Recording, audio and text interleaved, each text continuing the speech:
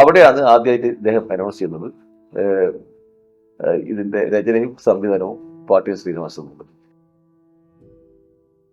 പക്ഷെ എനിക്ക് ഏറ്റവും വലിയ വിഷമം തോന്നിയത് ശ്രീയേട്ടന്റെ മരണശേഷം അദ്ദേഹത്തിന്റെ വീട്ടിൽ അതിഭയങ്കരമായിട്ടുള്ള പൂജകളും കാര്യങ്ങളും സാധനം അത് കർമ്മം ഉണ്ടാവുമല്ലോ, അത് വരാതെ വേദനിച്ചു. കാരണം സത്യേട്ടൻ അന്ന് പറയുന്നുണ്ടായിരുന്നു ശ്രീനിക്ക് ഇതൊന്നും ഇഷ്ടമല്ല. അദ്ദേഹം മരണപ്പെട്ടിട്ട് വടക്കേ മലബാർ ശരിക്ക് നമ്മുടെ നാടിൻ്റെ ഒരാദരവ് യഥാർത്ഥത്തിൽ ആ വലിയ കലാകാരന് കിട്ടിയിട്ടുണ്ടോ? തീർച്ചയായും ഇല്ലാതെ അല്ലേ?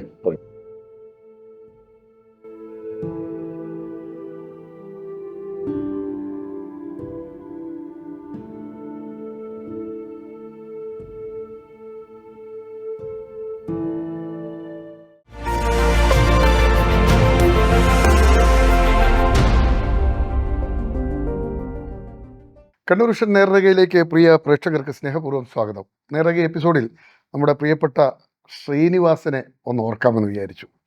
പാട്യം ശ്രീനി എന്നറിയപ്പെടുന്ന ആ കലാകാരൻ ശ്രീനിവാസനെ ഞാൻ പരിചയപ്പെടുത്താൻ ശ്രമിക്കുന്നത് വലിയ വിഡ്ഢിതായിപ്പോവും മലയാളികളോട്. അതുകൊണ്ട് അദ്ദേഹത്തെക്കുറിച്ച് ഞാൻ കൂടുതലായൊന്നും പറയുന്നില്ല. നമ്മുടെ നാടിനെ അല്ലെങ്കിൽ മലയാള സിനിമയുടെ തലവര മാറ്റിയ ഒരു കലാകാരനാണ്. അപ്പോൾ അദ്ദേഹവുമായി നിരന്തരം സംവദിച്ചു കൊണ്ടിരുന്ന 3 പേരാണ് നേർരേഖയിൽ അദ്ദേഹത്തിൻ്റെ ഓർമ്മകൾ പങ്കിടാൻ ഇന്ന് നമ്മോടൊപ്പം എത്തിയിട്ടുള്ളത്. അതിലൊരാൾ സിനിമാ സംവിധായകൻ പ്രദീപ് ചൊക്ലിയാണ്, മറ്റൊരാൾ കൈരളി ബുക്സിൻ്റെ MD ഒ അശോക് കുമാർ, മറ്റൊരാൾ ചലച്ചിത്ര വികസന കോർപ്പറേഷൻ അംഗം ജിത്തു കോളയാട്. പ്രേക്ഷകർക്കും ഒപ്പം നിങ്ങൾ 3 പേർക്കും നേർരേഖയിലേക്ക് സ്വാഗതം. പ്രദീപ്, സാധാരണ ഞാൻ ഈ ഇൻട്രോയിൽ കുറച്ച് പറയും, ശ്രീനിയെക്കുറിച്ച് മലയാളികളോട് പറയാൻ ശ്രമിച്ചാൽ കുറച്ച് അബദ്ധമായി പോകുന്നു എനിക്ക് തോന്നുന്നു. അത്രയേറെ മലയാളികൾ ഹൃദയത്തിലേറ്റിയ സാധാരണക്കാരുടെ പ്രിയപ്പെട്ട സിനിമ എന്ന് പറഞ്ഞാൽ ശ്രീനിയാണ് സാധാരണക്കാർക്ക്. എങ്ങനെയാണ് താങ്കൾ ശ്രീനിയെ ഓർക്കുന്നത്? ശ്രീനിയേട്ടൻ നമ്മൾ സൂചിപ്പിച്ച പോലെ സാധാരണക്കാരന്റെ പക്ഷത്ത് നിന്ന് സിനിമ ഉണ്ടാക്കിയ ഒരാളാണ്. അദ്ദേഹത്തിന്റെ എല്ലാ ക്യാരക്ടേഴ്സും മണ്ണിൽ ചവിട്ടി നിൽക്കുന്ന ആൾക്കാരാണ്. ഒരുപക്ഷെ അദ്ദേഹത്തിന്റെ അന്ത്യ സമയങ്ങളിൽ ഞാൻ അവിടെ പോയിരുന്നു. ഇപ്പൊ ഞാനെടുക്കുമ്പം രാത്രി ശേഷം 10 മണി കഴിഞ്ഞിട്ടുണ്ടാവും. 12 മണി 1 മണി വരെ 12 മണി വരെ ഞാനവിടെ ഉണ്ട്. ആ സമയത്തൊക്കെ അവിടെ ഭയങ്കര വരുന്ന ക്രൗഡുകൾ മുഴുവനും തനി നാടൻ ആൾക്കാരാണ്, നാടൻ പ്രദേശത്ത് ഒരുപാട് ആൾക്കാർ. പിന്നെ അദ്ദേഹത്തിന്റെ ടൂളും അതാണ്. കാരണം അദ്ദേഹം ചെയ്യുന്ന സിനിമകളിലെ എല്ലാ പ്രമേയങ്ങളിലും സാധാരണക്കാരന്റെ പക്ഷത്ത് നിന്നുകൊണ്ടുള്ള ഒരുപാട് ക്യാരക്ടേഴ്സ് അദ്ദേഹം ഉണ്ടാക്കിയിട്ടുണ്ട്. എൻ്റെ സിനിമയിൽ തന്നെ അധ്യാപകരുടെ ഒരു കഥ പറയുന്ന സിനിമയാണ് ഇംഗ്ലീഷ് മീഡിയം.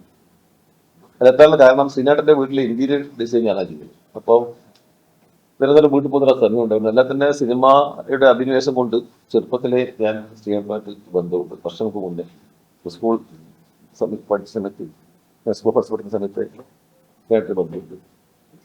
അപ്പോൾ വിമലേച്ചിയാണ് പറയുന്നത് നമുക്ക് എന്തുകൊണ്ട് ഒരു ഇംഗ്ലീഷ് ഒരു സ്കൂൾ സബ്ജക്റ്റ് എനിക്ക് ഉണ്ടാവുന്നത്.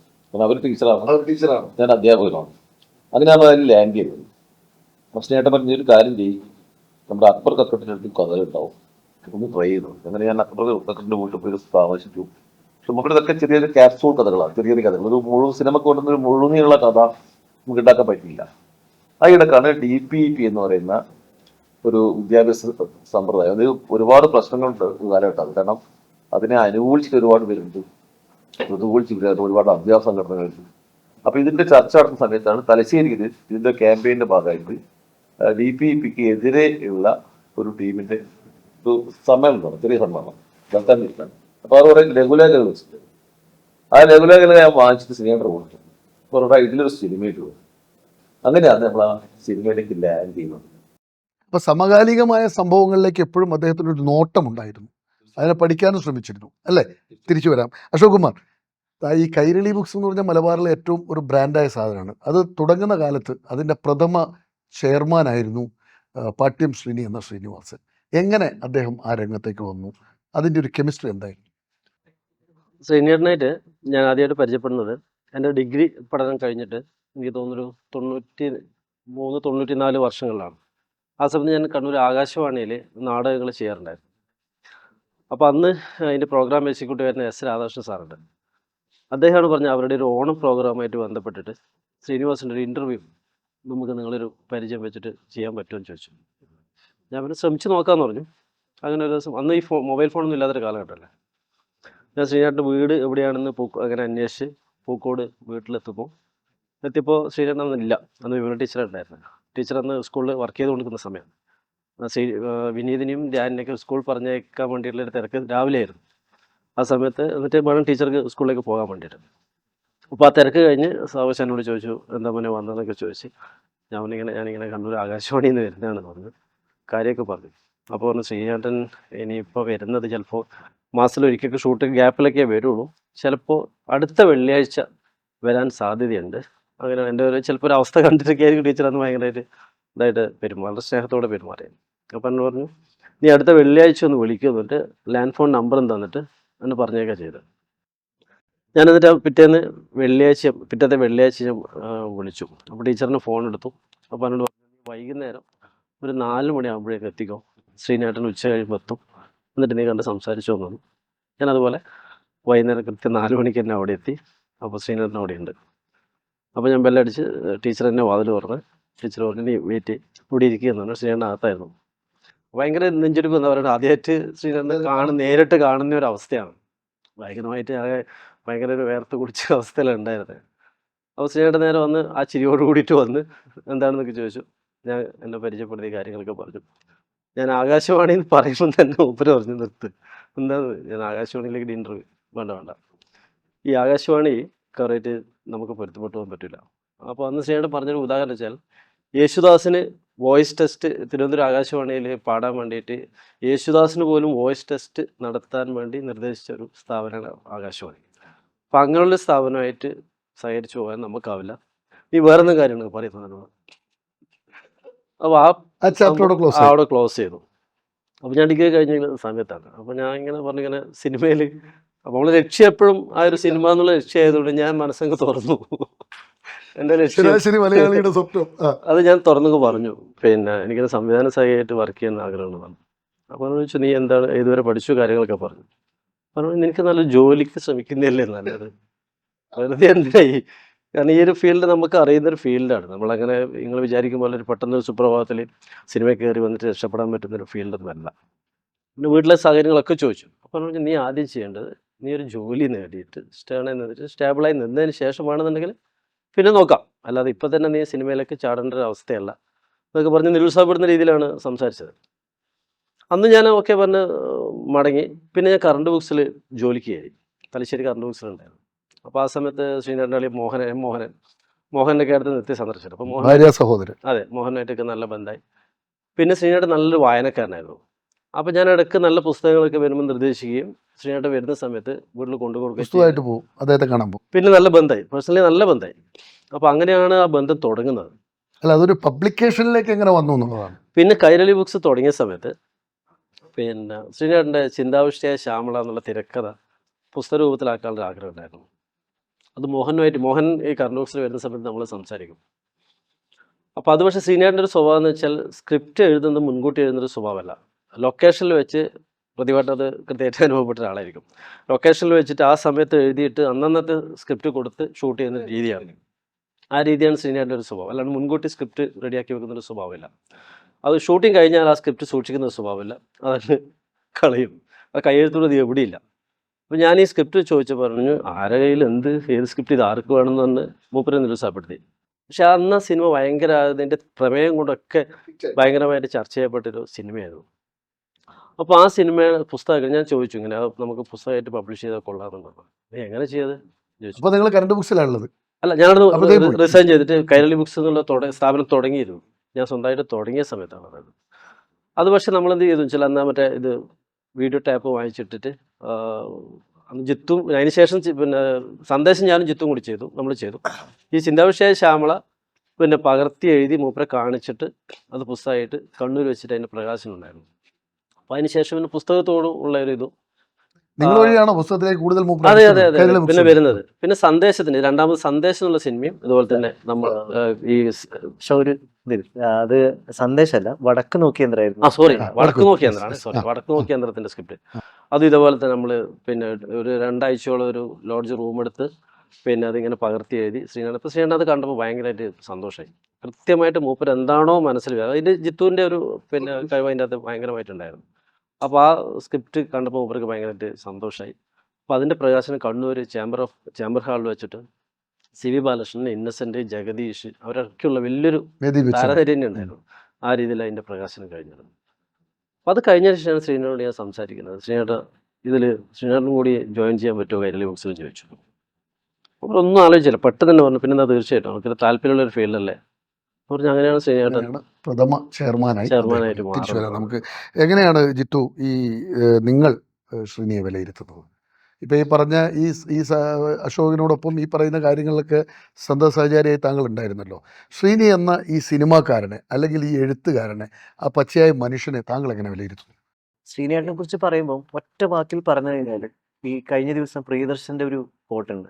അതായത് ശ്രീനി മടങ്ങുമ്പോൾ നമ്മളിലേക്ക് തുറന്നു വെച്ച 2 കണ്ണുകളാണ് അടഞ്ഞു പോകുന്നത് എന്നുള്ളൊരു വാചകമുണ്ട്. ഞാൻ പലപ്പോഴും പറയാറുണ്ട്, ശ്രീനേട്ടൻ്റെ സിനിമകൾ നമ്മൾ സ്ക്രീനിൽ കാണുമ്പോൾ നമ്മുടെ മുമ്പിൽ തിരശ്ശീലയല്ല കാണുന്നത്, ഒരു കണ്ണാടിയാണ് കാണുന്നത്. ആ കണ്ണാടിയിലാണ് നമ്മൾ സിനിമ കാണുന്നത്. നമ്മുടെ തന്നെ അഹന്തകൾ, നമ്മുടെ തന്നെ കോംപ്ലക്സുകൾ, നമ്മുടെ തന്നെ കുറ്റങ്ങളും കുറവുകളും നന്മകളും നേട്ടങ്ങളൊക്കെ നമ്മൾ ആ സ്ക്രീനിൽ നമ്മൾ ഇതുവരെ കണ്ടിട്ടുണ്ട്. അതുകൊണ്ടാണ് ഈ വടക്കു നോക്കേന്ദ്രത്തിലെ തളത്തിൽ ദിനേശനായാലും ചിന്താവിഷ്ടയായ ശ്യാമളയിലെ വിജയമാഷായാലും ഇങ്ങേയറ്റം വന്നു കഴിഞ്ഞ് കഴിഞ്ഞാൽ ഞാൻ പ്രകാശൻ്റെ കഥാപാത്രമായാൽ പോലും നമ്മുടെ ഹൃദയത്തിലേക്ക് നമ്മൾ ഇപ്പോഴും സൂക്ഷിക്കുന്നത്, നമ്മൾ കേൾക്കാത്തത്ര, നമ്മൾ ഒരുപക്ഷെ ശ്രീനിവാസൻ പറഞ്ഞത്ര കോട്ടുകൾ നമ്മൾ നിത്യജീവിതത്തിൽ ഉപയോഗിച്ചിട്ടുണ്ടാവും. ഞാൻ 2 പേരെയും അങ്ങനെ പറയുന്നു. ഒന്ന് സിദ്ദിഖ് ലാലിൻ്റെ രചനകളിലുള്ള കോട്ടുകൾ, തോമസ് ഊട്ടി വിട്ടോട എന്ന് പറഞ്ഞാൽ നമുക്ക് ഉടനെ നമുക്കത് റിലേറ്റ് ചെയ്യും. അതുപോലെ എന്താടാ ദാസ, അല്ലെങ്കിൽ അതിനൊക്കെ ഒരു സമയമുണ്ട് ദാസ എന്ന് പറയുന്ന സമയത്ത് ഇതൊക്കെ നമ്മുടെ നിത്യജീവിതവുമായിട്ട് വളരെ പെട്ടെന്ന് ഇഴുകിച്ചേരുന്ന രീതിയിലാണ്. അപ്പം ഞാൻ കാണുന്നത് ആ ഒരു അർത്ഥത്തിലാണ് ശ്രീനിയേട്ടൻ. ഇപ്പം നേരത്തെ അശോകനും കൈരളി ബുക്സും ശ്രീനിയേട്ടൻ തമ്മിലുള്ള ഒരു ബന്ധം പറഞ്ഞല്ലോ. അപ്പോൾ അത് കൈരളി ബുക്സ് പ്രസിദ്ധീകരിക്കുന്ന ആദ്യത്തെ പുസ്തകം അദ്ദേഹത്തിൻ്റെത് ചിന്താവിഷ്ടയ ശ്യാമളയാണ്. അപ്പം അതിനുശേഷമാണ് വടക്ക് നോക്കിയന്ത്രം ചർച്ചയിലേക്ക് വരുന്നത്. അപ്പം അശോകൻ ചോദിച്ചതുപോലെ അതിൻ്റെയൊന്നും ഒരു തുണ്ട് കടലാസ് പോലും ബാക്കിയില്ല. അപ്പോൾ പക്ഷേ ഞാനും അശോകനും ഒരു 2 കൽപ്പിച്ച് ഞങ്ങളങ്ങ് അതിൻ്റെ CD റിപ്പീറ്റ് ചെയ്ത് കണ്ട് എഴുതിയെടുത്തു. അത് അദ്ദേഹത്തിന് പൂർണ്ണ തൃപ്തി ഉണ്ടായി. അതായത് ഭയങ്കര സന്തോഷമായി. സത്യത്തിൽ അതിനകത്ത് ചില വേർഡ്സ് എനിക്കിപ്പോഴും ഓർമ്മയുണ്ട്. ഈ ജഗദീഷിൻ്റെ ഒരു സെൻറ്റൻസ് എനിക്കത് എത്ര കൃത്യമായിട്ട് പിടിച്ചെടുക്കാൻ പറ്റുന്നില്ല. അപ്പം ഞാൻ അവിടെ ഒരു ചെറിയൊരു മാർക്കറ്റ് എന്തോന്ന് എഴുതി വെച്ചിട്ട് കൊടുത്തിട്ട് ശ്രീയേട്ടൻ അതുപോലും തിരുത്താതെയാണ് പ്രസിദ്ധീകരണത്തിന് അയച്ചത്. ആ ഒരു ധൈര്യത്തിലാണ് ഞങ്ങൾ രണ്ടാമത് സന്ദേശം എഴുതാനെടുക്കുന്നത്. ഈ സന്ദേശമൊക്കെ എഴുതാനെടുക്കുമ്പോൾ ഉണ്ടാകുന്ന ഏറ്റവും വലിയ റിസ്ക് എന്താണെന്ന് വെച്ച് കഴിഞ്ഞാൽ, ശ്രീനിവാസനും അതിൻ്റെയൊക്കെ ചില, അതായത് ഒന്നുമില്ല, പോളണ്ടിനെ കുറിച്ച് അധികം പറയണ്ട എന്ന് പറഞ്ഞിട്ട് അദ്ദേഹത്തിൻ്റെ ഒരു എക്സ്പ്രഷൻ ഉണ്ട്. ഇതിനെ ഈ സിനിമയെ എഴുത്തിലേക്ക് കൊണ്ടുവരിക എന്ന് പറയുന്നത് വലിയൊരു റിസ്ക്. അത് ശ്രീനേട്ടൻ്റെ പുസ്തകങ്ങളെ അല്ല ഒരു സിനിമകളെ ഞാൻ നന്നായി നിരീക്ഷിക്കുന്ന ഒരാളാണ്. അതിനൊരു പൂർവ്വ ചരിത്രം കൂടിയുണ്ട്. അതായത് എൻ്റെ ഒരു ഗുരുവുണ്ട്, മധു കായലോട് എന്ന് പറഞ്ഞിട്ട്. അദ്ദേഹം S കുമാറിൻ്റെ അസോസിയേറ്റ് ക്യാമറമാനായിരുന്നു. അദ്ദേഹം ശ്രീനേട്ടൻ ഒരു വളരെ വർഷങ്ങളുടെ ഒരു വലിയ ബന്ധമുള്ളൊരു മനുഷ്യനാണ്. അദ്ദേഹം ഒരു സിനിമ പ്ലാൻ ചെയ്തിട്ടുണ്ടായിരുന്നു. അത് എനിക്ക് തോന്നുന്നത് ഒരു ശ്രീനേട്ടൻ തുടക്കത്തിൽ തന്നെ അത് ഓക്കെ പറഞ്ഞ സബ്ജക്റ്റാണ്. അതായത് ഒരു വീട്, സാധാരണ ഇത് എപ്പോഴും സാധാരണക്കാരൻ്റെ ജീവിതമായിട്ടൊക്കെ വേണ്ടത്. സാധാരണ ഒരു വീട് എന്നുള്ളതായിരുന്നു ഒരു വീടെടുക്കാൻ വേണ്ടി ഒരു സാധാരണക്കാരൻ്റെ വെപ്രാളവും അതിന് വരുന്ന പ്രതിസന്ധി, അവൻ്റെ കുറേ പൊങ്ങച്ചങ്ങൾ ഇതിനകത്ത് കൂടി ചേർത്ത് ഞങ്ങൾ ആദ്യം ഒരു 1 ലൈൻ കൊടുത്തപ്പം അദ്ദേഹം അത് ഭയങ്കരമായിട്ട്, മധുവിൻ്റെ കൂടെ എല്ലാ സ്ക്രിപ്റ്റിൻ്റെ കൂടെ ഫുൾ ടൈം ഇരുന്ന ഒരാൾ ഞാനായിരുന്നു. അപ്പോൾ അത് അദ്ദേഹത്തിന് ഭയങ്കരമായിട്ട് ഇഷ്ടപ്പെട്ടു. ഏതാണ്ട് അതിൻ്റെ ഒരു അവസാന ഘട്ടം എത്തിയപ്പോഴാണ് ഏതാണ്ട് സമാന അതായത് വീടെടുക്കുന്നത് മാത്രമല്ല, അതിൻ്റെ കൂടെ ഒരു പാരലൽ ട്രാക്ക് സ്റ്റോറി ഉണ്ട്. ആ സ്റ്റോറി മലയാള സിനിമയിൽ വേറെ ഒന്ന് വന്ന് ഇങ്ങനെ ഷൂട്ട് നടന്നുകൊണ്ടിരിക്കുക എന്നുള്ള വിവരം അദ്ദേഹം പറയുന്നത്. പിന്നീട് അത് രണ്ടാമത് പൊളിച്ചെഴുതിയപ്പോൾ അതിൻ്റെതായ ഒരു ജൈവ സ്വഭാവം നഷ്ടപ്പെട്ടു പോയതുകൊണ്ട് പിന്നെ എങ്ങനെയൊക്കെയോ ആ പ്രൊജക്റ്റ് ഓണായില്ല, അത്രമാത്രമേ ഉള്ളൂ. അപ്പോൾ ഈ ഒരു എഴുത്തിൻ്റെ സ്വഭാവം അദ്ദേഹം എന്നോട് നമ്മൾ സംസാരിക്കുമ്പോൾ ഉണ്ടായ കാര്യങ്ങളൊക്കെ വെച്ചിട്ടാണ് സന്ദേശമൊക്കെ എഴുതുമ്പോൾ ഉണ്ടാകുന്ന ഒരു ഫോർമാറ്റ് രൂപീകരിച്ചത്. പക്ഷേ ഭാഗ്യവശാൽ അത് നന്നായി അദ്ദേഹം അത് ഇഷ്ടപ്പെട്ടു. പിന്നീട് അദ്ദേഹം സന്മനസ്സുള്ളവർക്ക് സമാധാനം എഴുതാൻ വേണ്ടിയിട്ട് എന്നെ വിളിച്ച് ഏർപ്പാടൊക്കെ ചെയ്തിട്ടുണ്ടായിരുന്നു. പക്ഷെ അതും ഈ പറയുന്ന പോലെ ഞാനൊന്ന് മുതുകാടിൻ്റെ കൂടെ ഒരു ഓൾ ഇന്ത്യ യാത്ര നടക്കുന്ന സമയമായിരുന്നു. അപ്പോൾ അതുകൊണ്ട് ആ പ്രോജക്റ്റ് നടക്കാണ്ട് പോയി. സന്മനസ്സുള്ളവർക്ക് സമാധാനം എഴുതാൻ പറ്റി, തുടങ്ങി വെച്ചു. പിന്നീട് പിന്നെ അദ്ദേഹം തിരക്കിലായി, ഞാൻ എൻ്റെ വഴിക്ക് ഈ പറയുന്ന ഒരു മുതുകാടിൻ്റെ ഒരു 3 മാസം തിരക്കിലായിരുന്നു. പ്രദീപ് ജി, ഒരു ചെറിയ മനുഷ്യനിങ്ങനെ നടന്ന് കയറി സിനിമയുടെ നിറകയിലേക്ക് എത്തുകയാണ്. ആ യാത്രയെ താങ്കൾ വിലയിരുത്തുന്നത് എങ്ങനെയാണ്?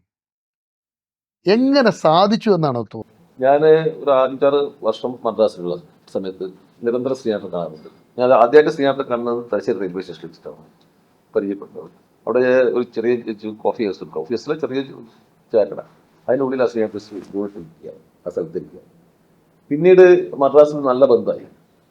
അപ്പോൾ ആ സമയത്ത് അദ്ദേഹം പറഞ്ഞൊരു കാര്യമുണ്ട്, മണിമുഴക്കം എന്ന സിനിമയിലും PA ബക്കർ എന്നെ അഭിനയിപ്പിച്ചില്ലെങ്കിൽ ഞാനിത് മലയാള സിനിമയിൽ ഉണ്ടാവില്ല.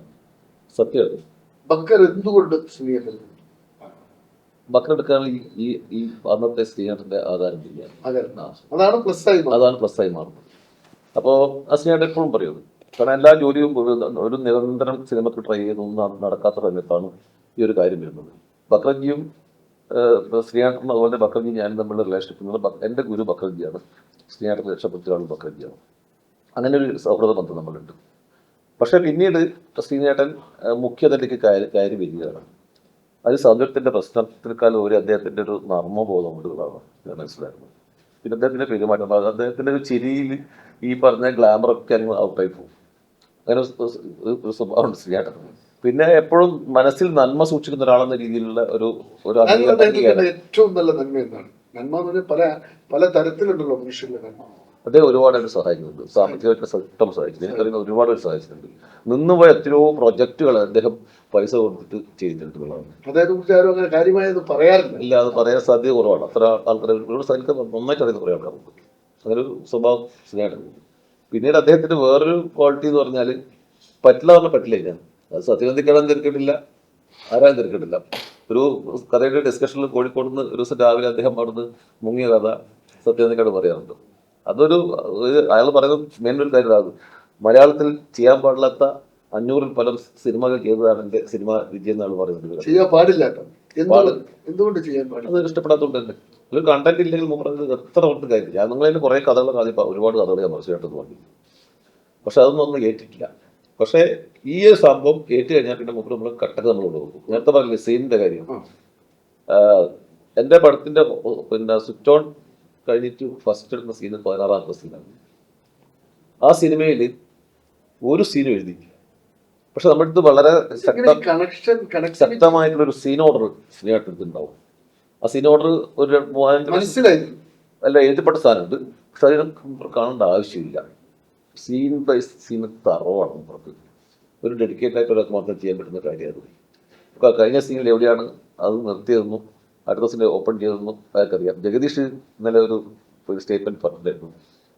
ഏതൊരു സിനിമയിലെ 98 സീന് ഉള്ള സിനിമയിലെ 97-ാമത്തെ സീനാണ് ഫസ്റ്റ് ഷോട്ട് ആക്കുന്നത് എന്നുള്ളത്.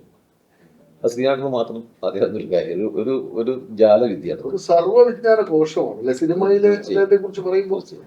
അങ്ങനെ തന്നെ കാണും. അതെനിക്ക് തോന്നുന്നു അദ്ദേഹത്തിന്റെ അനുഭവങ്ങൾ തന്നെയാണ്. കാരണം ചെറുപ്പത്തിലെ കൂത്തോറമ്പെന്ന് അദ്ദേഹം തലശ്ശേരിയിൽ ഓടിയിട്ട് അതിന്റെ സിനിമ നടന്നു ഓടി വന്നിട്ട് തിരിച്ചു പോവുക. വന്നോട്ടിട്ട് അയാൾക്ക് ഓരോ സീനും സീക്വൻസുകളും അന്നൊക്കെ അയാൾ പറഞ്ഞ് ഞാൻ പാട്ട് പുസ്തകങ്ങളൊക്കെ വാങ്ങിച്ച് വീണ്ടും കൊണ്ടിട്ട് സൂക്ഷിക്കാറുണ്ട്. അപ്പോൾ അങ്ങനെയുള്ള ഒരു വല്ലാത്തൊരു ബന്ധമുണ്ട് സിനിമയിൽ. അതൊന്നും ഡെഡിക്കേറ്റഡ് സംഭവം തന്നെയാണ് എനിക്ക് തോന്നുന്നത്. നല്ല വായന, പരന്ന വായന. പിന്നെ ഞാൻ പറഞ്ഞില്ല നേരത്തെ അദ്ദേഹത്തിന്റെ വീട്ടിലെ ഇന്റീരിയർ ഡിസൈൻ ഞാനാണ് ചെയ്തത്. അപ്പോൾ അവിടെ ഒരു ദിവസം അതിന് വലിയൊരു വട്ടത്തിലൊരു ടേബിൾ വന്നു, വലിയ ടേബിൾ. സാധാരണ ഈ പ്ലൈവുഡൊക്കെ ഒരു 4 അടി സൈസാണ് വരിക. അപ്പം ഞാൻ ഒരു ചേട്ടൻ 4 അടി നമ്മൾ അതിന് ജോയിൻ ചെയ്ത് തോന്നുന്നു. അങ്ങനെ വലിയൊരു ഒരു 6 അടി ഉള്ള ഒരു വലിയ വലിപ്പം. അപ്പോൾ ആ ഡൈനിങ് ടേബിൾ എന്തിനാണെന്ന് ചോദിച്ച സമയത്ത് അവിടെ ആ സമയത്ത് സ്നേഹിത മിക്കവാറും നാട്ടിലുള്ള സമയമാണ്, ഒരു വർക്ക് ചെയ്യുന്ന നാട്ടിലേക്ക് വരും. അപ്പോൾ ഒരുപാട് ആൾക്കാർ വന്നു. അതൊരു കുമാരൻ മാഷുണ്ട്, കോമായിട്ട് എൻ്റെയും സ്നേഹത്തിൻ്റെയും ഫ്രണ്ടാണ്, കേട്ടിട്ടുണ്ടാവും. കുമാരൻ മാഷ് പഴയ TC ചേർന്നാണ്, TCH. അത് പിടിക്കപ്പെടുകയും കുമാരൻ മാഷ് പുറത്തായി. അതാണ് ദൂരെ കൂടെ എടുക്കുന്ന സിനിമ. പിന്നീട് അയാൾ കുമാരൻ മാഷിനെ പരിചയപ്പെടുത്തി ഇങ്ങനെയാണ്, ഇത് കുമാരൻ മാഷ് പിന്നെ കേരള TTC എടുത്തു പറയും, മനസ്സിലല്ലേ. അപ്പോൾ കുമാരൻ മാഷിക്ക് ചുറ്റുവിട്ടിരിക്കും.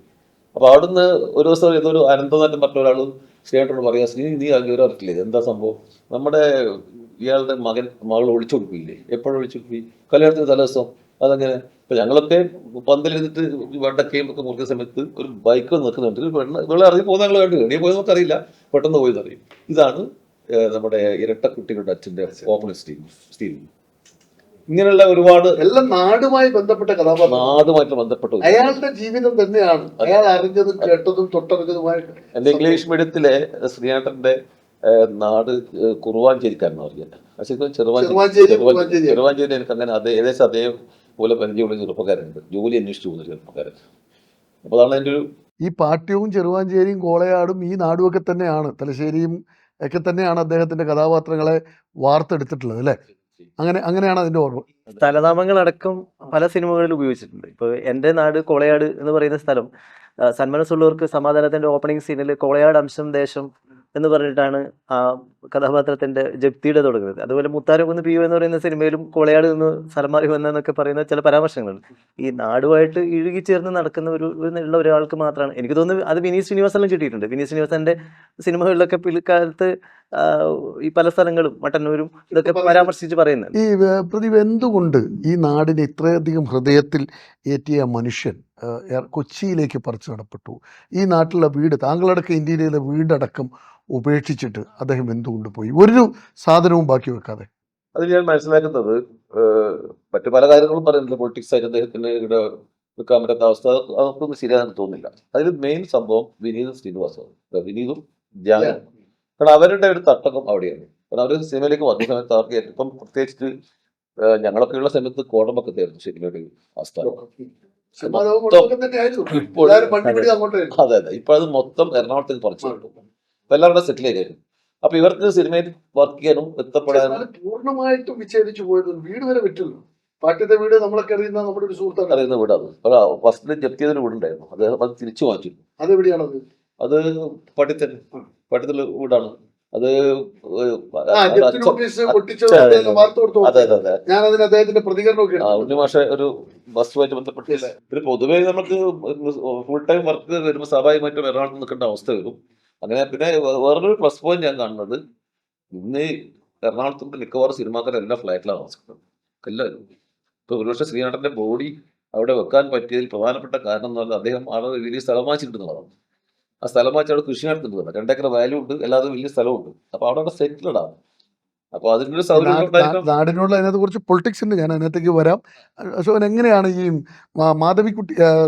മാധവിക്കുട്ടിയായിട്ടുള്ളൊരു സംഭവം ഞാൻ എവിടെയോ വായിച്ചു പോയിട്ടുണ്ട്. നിങ്ങളുടെ ഒരു ടീം വർക്കിൽ മാധവിക്കുട്ടിയും ശ്രീനിവാസനും തമ്മിലുള്ള ഒരു കൂടിക്കാഴ്ചയും അവർ തമ്മിലുള്ള ആ ഒരു ഇഴയെടുപ്പവും ആ സംസാരമൊക്കെ എങ്ങനെയാണ് അശോകൻ കണ്ടത്, ഓർത്തത്? അത് നമ്മളന്ന് ഞാനും ജിത്തും കൂടി തന്നെയായിരുന്നു അതിൻ്റെ പിന്നിലുണ്ടായിരുന്നത്.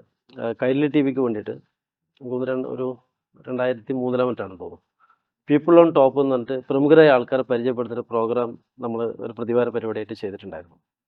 അപ്പോൾ അതിൽ ആദ്യത്തെ എപ്പിസോഡ് മാധവിക്കുട്ടിയെ പറ്റി ചെയ്യണം എന്നുള്ള തീരുമാനത്തിൽ മാധവിക്കുട്ടിയായിട്ട് സംസാരിച്ചു. അപ്പോൾ അവർ കൺസെപ്റ്റൊക്കെ പറഞ്ഞപ്പോൾ അവർ ഓക്കെ പറഞ്ഞു. അപ്പോൾ ആദ്യം പറഞ്ഞത് ശ്രീനിവാസനാണ് ഈ പ്രോഗ്രാമിൻ്റെ അവതരണം എന്ന് പറഞ്ഞപ്പോൾ അവർക്ക് ഭയങ്കര കൗതുകമായി. അത് ശ്രീനിവാസനെ പോലെ അന്നൊരു ഇത്രയും ലൈം ലൈറ്റിൽ നിൽക്കുന്ന ഒരാൾ ഇങ്ങനൊരു പ്രോഗ്രാമിൻ്റെ അവതാരകനായിട്ട് വരിക എന്നുള്ളൊരു ഭയങ്കര ഒരു പ്രാധാന്യമുള്ളൊരു കാര്യമാണല്ലോ. അത് മാധവിക്കുട്ടി ആയതുകൊണ്ടാണ് ശ്രീനാഥൻ അവതാരകനായിട്ട് സമ്മതിക്കുകയും ചെയ്തത്. അത് വേറൊരു കാര്യം. അപ്പോൾ രാവിലെ ഒരു ഡേറ്റ് പറഞ്ഞ് മാധവിക്കുട്ടിയുടെ ഫ്ലാറ്റിൽ ഞങ്ങൾ ടീമായിട്ട് പോകുന്നു. ഏകദേശം ഒരു ഉച്ചയോട് കൂടിയിട്ട് അതിൻ്റെ ഷൂട്ട് കഴിഞ്ഞു, മാധവിക്കുട്ടീൻ്റെ ഷൂട്ട് കഴിഞ്ഞ് ഉച്ചയ്ക്ക് ശേഷം ശ്രീനാഥൻ്റെ ഈ ഇതിൻ്റെ സ്ക്രിപ്റ്റുമായിട്ട് നമ്മൾ അതിൻ്റെ റോഷൻ ആൻഡ്രൂസിൻ്റെ പുതിയ ആദ്യത്തെ സിനിമയുടെ ഡിസ്കഷൻ നടക്കുന്നൊരു സമയമായിരുന്നു. അവിടെ ഒരു ക്വാർട്ടേഴ്സിൽ അല്ല ഒരു റിസോർട്ടിൽ അവർ രണ്ടുപേരും ഇരുന്നിട്ട് എഴുതിക്കൊണ്ടിരിക്കുന്ന സമയം. അതിൻ്റെ ഒരു ഗ്യാപ്പിലാണ് നമ്മൾ ഈ ഇതുമായിട്ട് പോകുന്നത്. അപ്പോൾ പോയി സംസാരിച്ചു. നമ്മൾ എഴുതിയ സ്ക്രിപ്റ്റ് ശ്രീനാഥനെ കാണിക്കുന്നു. അപ്പോൾ ശ്രീനാഥനെ കാണിക്കുന്ന നമ്മൾ ഭയങ്കര ഈ മാധവിക്കുട്ടിയുടെ രചനാ ലോകത്തെയൊക്കെ കുറിച്ചിട്ട് ഭയങ്കര ഭൗതിക ലെവലിലൊരു സ്ക്രിപ്റ്റൊക്കെ ആയിട്ടാണ് നമ്മൾ ശ്രീനാഥൻ്റെ ഇത് കാണിക്കുന്നത്. അപ്പോൾ ശ്രീനാഥൻ ഇത് കണ്ടോടെ തന്നെ മൂപ്പരയ്ക്ക് പറഞ്ഞു, ഇത് എന്നെ കൊണ്ട് പറ്റില്ല മക്കളെ. കാരണം ഞാൻ മൂപ്പര ജിത്തു കഴിഞ്ഞ എപ്പില് മൂപ്പര സ്റ്റൈൽ ഓഫ് ഇതുണ്ടല്ലോ, എഴുത്തിലായാലും ശരി സംസാരത്തിലായാലും ശരി. അപ്പോൾ അത് വിട്ടുകൊണ്ട് ഈ ഒരു മസിൽ പിടുത്തമുള്ളൊരു പിന്നെ പ്രസൻറ്റേഷൻ മൂപ്പർക്ക് അധികാര കാര്യമാണ്. മൂപ്പര് നമ്മളോട് പറഞ്ഞു, നിങ്ങളെ ബാക്കി കാര്യങ്ങൾക്ക് റെഡിയാക്കുക, ഞാനത് നോക്കട്ടെ എന്നിട്ട് മൂപ്പര് മാറിയിരുന്നിട്ട് കുറച്ച് സമയം കൊണ്ട് തന്നെ അത് തിരുത്തി മൂപ്പര് സ്റ്റൈലിലേക്ക് അത് മാറ്റി. അങ്ങനെ അവിടുന്ന് നമ്മൾ ഏകദേശം ഒരു 2 മണിക്കൂർ കൊണ്ട് അതിൻ്റെ ഷൂട്ട് പൂർത്തിയാക്കി നമ്മൾ വീണ്ടും മാധവിക്കുട്ടിയുടെ ഇതിലേക്ക് പോകും. അപ്പോൾ അവിടുത്തെ ഈ ഷൂട്ടിങ് നടന്നുകൊണ്ട് നിൽക്കുമ്പോൾ അപ്പോൾ ശ്രീനിവാസനാണ് ഇതിൻ്റെ അവതരണം എന്ന് പറഞ്ഞപ്പോൾ മാധവിക്കുട്ടി നമ്മളോട് രസകരമായിട്ട് പറയുന്നുണ്ട്, ശ്രീനിവാസൻ പിന്നെ നല്ല നടനൊക്കെയാണ്, പക്ഷെ കാണാൻ തീരെ ഭംഗിയൊന്നുമില്ല, കറുത്ത കരിമ്പനായിട്ടുള്ള ഒരു പ്രത്യേകത ഉണ്ട് സുഹൃത്തോ, ഇവർക്ക് സ്ഥിരം സൗന്ദര്യ സങ്കല്പം എല്ലാം എപ്പോഴും സൗന്ദര്യത്തെ കുറിച്ച് കൂടുതൽ സംസാരിക്കുന്ന ആളാണല്ലോ. അത് ശ്യാമളയൊക്കെ വന്നിട്ട് ഹിറ്റായൊരു സമയമാണ്. അപ്പോൾ ഞാൻ ശ്യാമളയൊക്കെ കണ്ടിട്ട് എനിക്ക് അയാളുടെ അഭിനയമൊക്കെ ഭയങ്കര ഇഷ്ടമാണ്, പക്ഷെ തീരെ സുന്ദരനൊന്നുമില്ല, അയാൾ എങ്ങനെ സിനിമയിൽ എത്തി എന്നൊക്കെ പറഞ്ഞ് മൂപ്പര് നമ്മളിങ്ങനെ സംസാരിച്ചുകൊണ്ടിരിക്കുന്നത്. അപ്പോൾ എനിക്കൊന്ന് ശ്രീനിവാസനെ കാണണമെന്ന് ആഗ്രഹം ഉണ്ടായിരുന്നു എന്ന് പറഞ്ഞു. അപ്പോൾ ഞാൻ പറഞ്ഞു ആയിക്കോട്ടെ ഇപ്പോൾ വിളിക്കാമെന്ന് പറഞ്ഞ് ഞാനപ്പോൾ ശ്രീനാഥനെ വിളിച്ച് മാധവിക്കുട്ടിക്ക് ഫോൺ കൊടുത്തു. അപ്പോൾ മാധവിക്കുട്ടി ആദ്യം തന്നെ പറയുന്നത് എന്താണെന്നോ, ശ്രീനിവാസ ഞാനിത് ഈ കുട്ടികളോട് നിന്നെപ്പറ്റി പറയായിരുന്നു, നീ എന്ത് സുന്ദരനാണ് നീ, നിന്നെ കാണാൻ എന്ത് സൗന്ദര്യം ഉണ്ട് എന്നൊക്കെ പറഞ്ഞിട്ട് അപ്പോൾ ശ്രീനാഥ് ശരിയായൊരു ആ ചിരി ഫോണിൽ കൂടി നമ്മൾ കേൾക്കുന്നുണ്ട്. നിങ്ങളോട് പറഞ്ഞതിന് നേരെ നേരെ വിപരീതമായിട്ട് വിരുദ്ധമായിട്ടാണ് മാധവിക്കുട്ടി ശ്രീനിവാസനോട് പറയുന്നത്. Yes.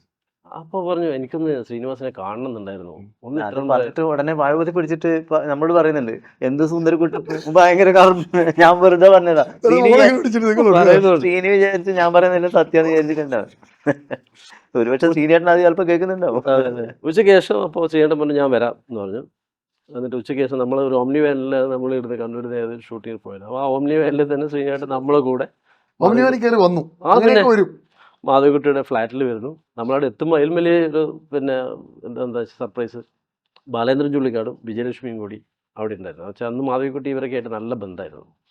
അപ്പോൾ പിന്നെ ഇവർ 4 പേരും കൂടിയിട്ടുള്ള പിന്നെ സിനിമയെ പറ്റിയിട്ട് പിന്നെ ഒരു കാഷ്വലായിട്ടുള്ളൊരു ഒരുപാട് ചർച്ചകളൊക്കെ നല്ല രസകരമായിട്ടു അന്ന് ആ ഒരു ഇത്. പിന്നെ അതിന് ശേഷം നമ്മൾ ഈ കൈരളി ബുക്സ് സ്റ്റാർട്ട് ചെയ്യും. ശ്രീനേട്ടൻ നമ്മുടെ ചെയർമാനൊക്കെ ആയിട്ട് വന്ന സമയത്താണ് വക്കീലമാവൻ എന്ന് പറഞ്ഞിട്ട് മാധവിക്കുട്ടിയുടെ പ്രധാന കഥകൾ വെച്ചുകൊണ്ട് നമ്മളൊരു പുസ്തകം ചെയ്തിട്ടുണ്ടായിരുന്നു. അപ്പോൾ അതിൻ്റെ പ്രകാശനം അന്ന് മാധവിക്കുട്ടി എന്നോട് പറഞ്ഞത് ശ്രീനിവാസൻ ഇതിൻ്റെ പ്രകാശനം നിർവഹിക്കണം എന്ന് പറഞ്ഞു. ഞാൻ ആയിക്കോട്ടെ ശ്രീനേട്ടനോട് സംസാരിക്കാറ്. ശ്രീനേട്ടനോട് ഞാൻ സംസാരിച്ചു. അപ്പോൾ ശ്രീനേട്ടൻ അന്ന് എറണാകുളത്തെ ഒരു ഷൂട്ടിൻ്റെ സമയത്ത് ശ്രീനേട്ടൻ്റെ ടൈമും കൂടി അഡ്ജസ്റ്റ് ചെയ്തിട്ട് അവരുടെ ഫ്ലാറ്റിൽ വെച്ചിട്ട് അതിൻ്റെ പ്രകാശനം തീരുമാനിക്കുകയും ആ ഫ്ലാറ്റിൽ വെച്ചിട്ട് അപ്പോൾ നമ്മൾക്ക് ഭയങ്കര സദ്യയും പായസമൊക്കെ ഒരുക്കിയിട്ട് മാധവിക്കുട്ടി അവിടെ ഇങ്ങനെ കാത്തു നിൽക്കുന്നുണ്ടായിരുന്നു. നല്ലൊരു അനുഭവമായിരുന്നു. അത് ഭയങ്കര നല്ല നല്ല ഓർമ്മകളാണ്. നല്ല ഓർമ്മകൾ. പിന്നെ നമുക്ക് ഈ പ്രദീപ് എപ്പോഴും ഈ ഇടതുപക്ഷത്തെ അദ്ദേഹം ഒരു കമ്മ്യൂണിസ്റ്റ് പശ്ചാത്തലത്തിലാണ്. അച്ഛൻ കമ്മ്യൂണിസ്റ്റ് കുടുംബം, അമ്മ കുറച്ചൊരു കോൺഗ്രസ് പശ്ചാത്തലമുള്ള കുടുംബം.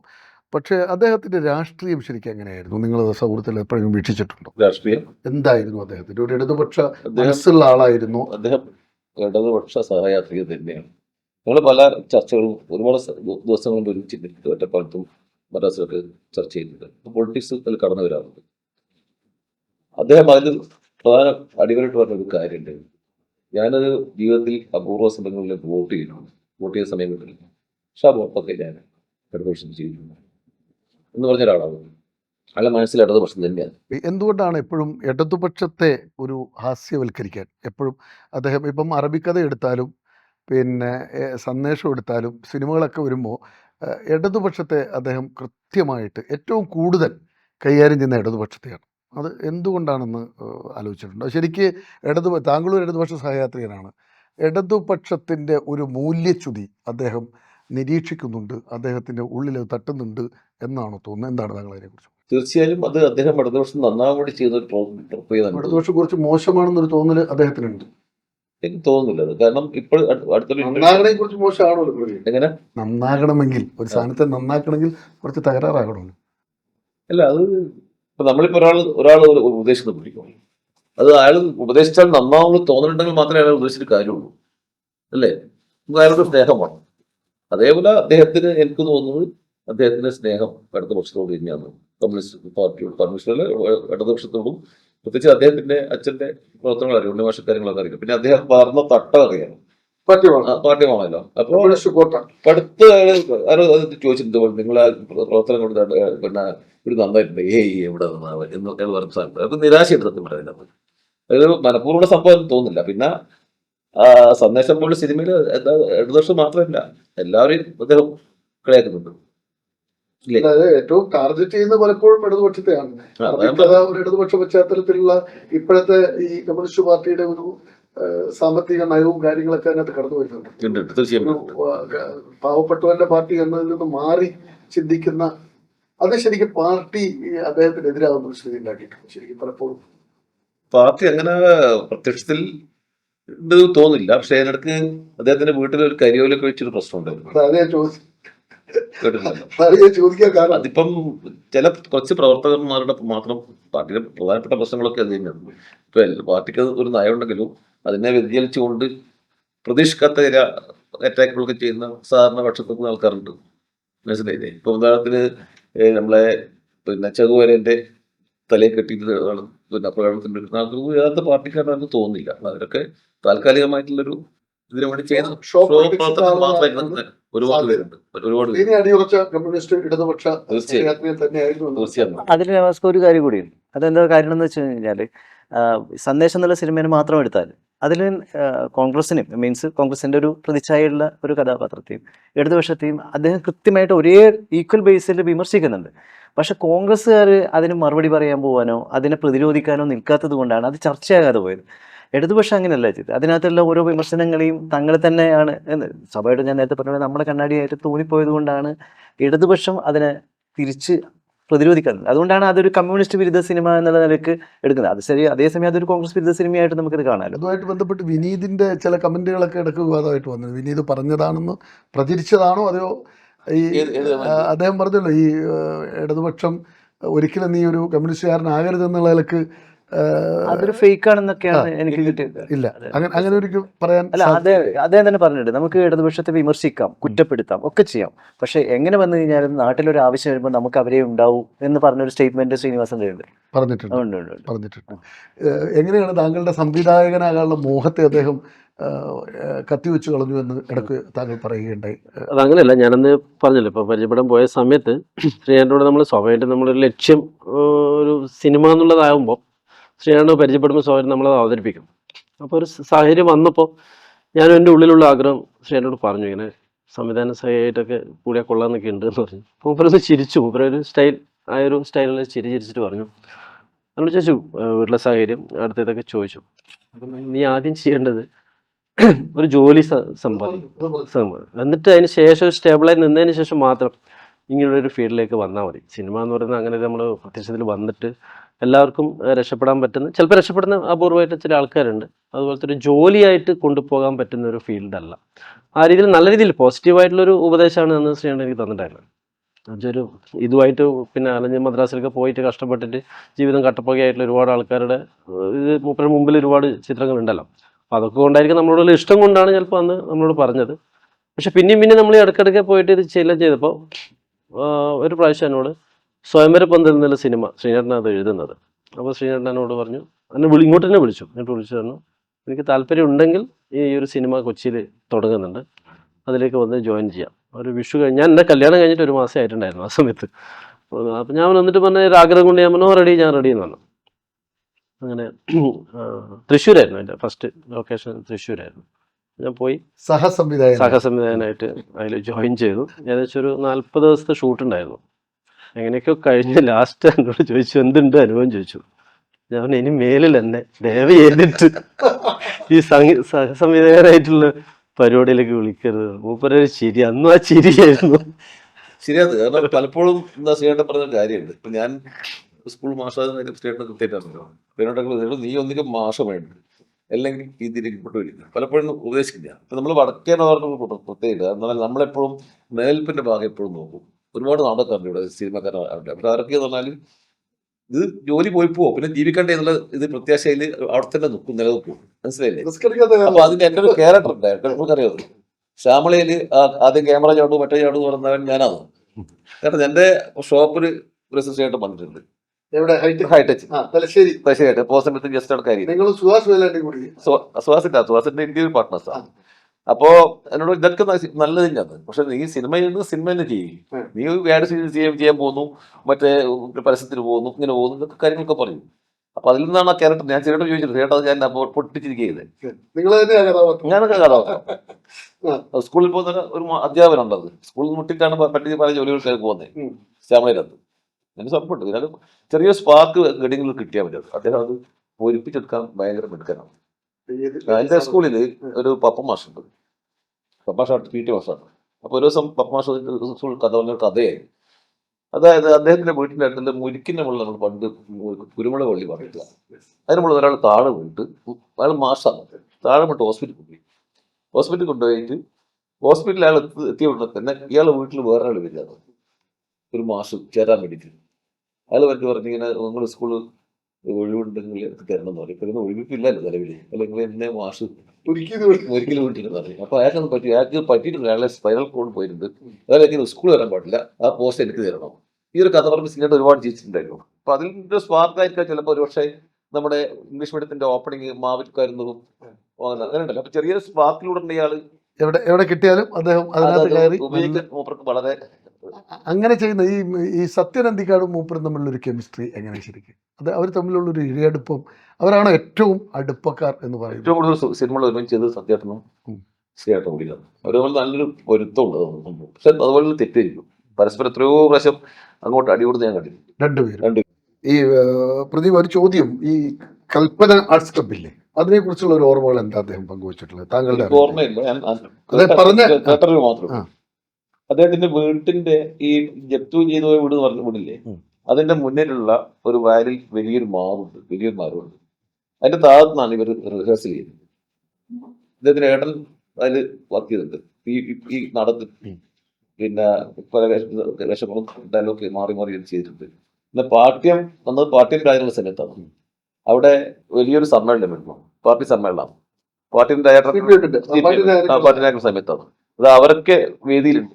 അവിടെ ശ്രീനാട്ടൻ ഈ ഗാങ്ങിനെ വെച്ചുകൊണ്ട് ഒരു നാടകം കഴിച്ചു. പേരൊക്കെ ഓർമ്മയില്ല, അത് ഒരു ബുക്കിലുണ്ടായിരുന്നു. അപ്പോ അവിടെയാണ് ആദ്യമായിട്ട് ഇദ്ദേഹം അനൗൺസ് ചെയ്യുന്നത് ഇതിന്റെ രചനയും സംവിധാനവും പാട്യം ശ്രീനിവാസനുണ്ട്. ഇത് ഇത്രയും ഞാൻ വളരെ ഇതായിട്ട് പഠിച്ചതാണ്. കാരണം ഞാൻ ഈ സമയത്ത് പിന്നെ കോവിഡ് സമയത്ത് ശ്രീനാട്ടനെ ഒരു ബയോപിക് വെച്ചിട്ട് ഒരു സ്ക്രിപ്റ്റ് ഉണ്ടാക്കി. ശ്രീനാട്ടനെ നിർദ്ദേശപ്രകാരം ചെയ്തു. അന്ന് വേറെ പണിയൊന്നുമില്ല, ഇവിടുത്തെ ഇരിക്കുകയല്ലോ. അപ്പോൾ ഇടയ്ക്കിടയ്ക്ക് ശ്രീനാട്ടനെ വിളിച്ചു, ഇന്നേ ബുക്കൊന്നുമില്ല, റെഫർ ചെയ്ത് അതിൻ്റെ ഒരു തിരക്കം നിൽക്കും ശ്രീനാട്ടൻ്റെ കയ്യിലുണ്ട്. അപ്പോൾ അത് നമ്മളൊരു ആലോചനയിൽ വെച്ച് സാധനം. അപ്പോഴാണ് ശ്രീനാട്ടന് അസുഖം വരുന്ന സംഭവങ്ങളൊക്കെ. പിന്നെ എന്നെ സംബന്ധിച്ചുള്ള വേറെ വലിയൊരു നഷ്ടം എന്ന് പറഞ്ഞാൽ നമ്മൾ ഇതിന്റെ ഇംഗ്ലീഷ് മീഡിയത്തിന്റെ സെക്കൻഡ് പാർട്ടിന്റെ ഒരു ആലോചന ഉണ്ടായിരുന്നു. മലയാളം മീഡിയം പറഞ്ഞു ഒന്ന് രണ്ടാം നമ്മൾ ഇരുന്നതാണ് എറണാകുളത്ത്.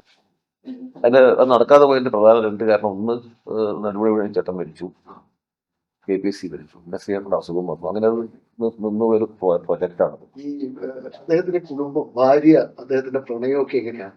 ഈ പറഞ്ഞതിനപ്പുറം താങ്കൾ ശ്രദ്ധിപ്പെട്ട കാര്യങ്ങളില്ല. ഒരു ചെറുപ്പത്തിൽ പ്രണയിച്ചിട്ട് കല്യാണം കഴിച്ച ആൾക്കാരാണ്. വളരെ ചെറുപ്പം. വളരെ ചെറുപ്പം. ഈ ടീച്ചർ സ്കൂൾ പോകുന്ന സമയത്താണ് ശ്രീയേട്ടൻ അവരുടെ പ്രണയമാണ്. ഇതൊക്കെ ഞാൻ ബുക്കിലൂടെ ഞാൻ ശ്രീയേട്ടൻ പറഞ്ഞ കുറച്ച് കാര്യങ്ങളും ഈ സ്ക്രിപ്റ്റിന് വേണ്ടിയിട്ട് പഠിച്ച സമയത്ത് കിട്ടിയ അറിവുകളാണ്. അങ്ങനെ അവർ പാർട്ടി മുതൽ ടീച്ചർ കൊടുത്തിട്ട് നടന്ന് കുറെ പോകുന്നത്. അത് ശ്രീയേട്ടൻ കേരള കോളേജിൽ വർക്ക് ചെയ്തിട്ടുണ്ട്. ആ സമയത്താണ് അവിടെ ഒരു കലാസമിതി ഉണ്ടായിരുന്നു. ആ കലാസമിതിന്റെ പ്രവർത്തനത്തിലായിട്ട് ശ്രീയേട്ടൻ വളരെ സജീവമായിരുന്നു. പക്ഷെ അധികം നാട്ടിലായിട്ടില്ല. അപ്പോഴത്തേക്ക് തന്നെ പ്രഭാകരൻ എന്ന് പറഞ്ഞൊരാൾക്കാണ്, ഒരു പഴയ പ്രൊഡ്യൂസറാണ്, മേളയൊക്കെ പ്രൊഡ്യൂസ് ചെയ്ത ആളാണ്. അദ്ദേഹത്തിന്റെ കെയർ ഓഫിലാണ് ശ്രീയേട്ടൻ മദ്രാസിലേക്ക് പോകുന്നത്. അപ്പൊ ഭാര്യ ഭയങ്കര സപ്പോർട്ടീവ് ഫാക്റ്റാണ് ഈ സംബന്ധിച്ചോളം. ശ്രീയേട്ടനെ നേരെ റിവേഴ്സ് ആഗ്രഹിച്ചു. കാരണം എന്ന് പറഞ്ഞാൽ ശ്രീയേട്ടൻ ശരിക്കും പറഞ്ഞാൽ ഒരു ഈശ്വര വിശ്വാസിയല്ല.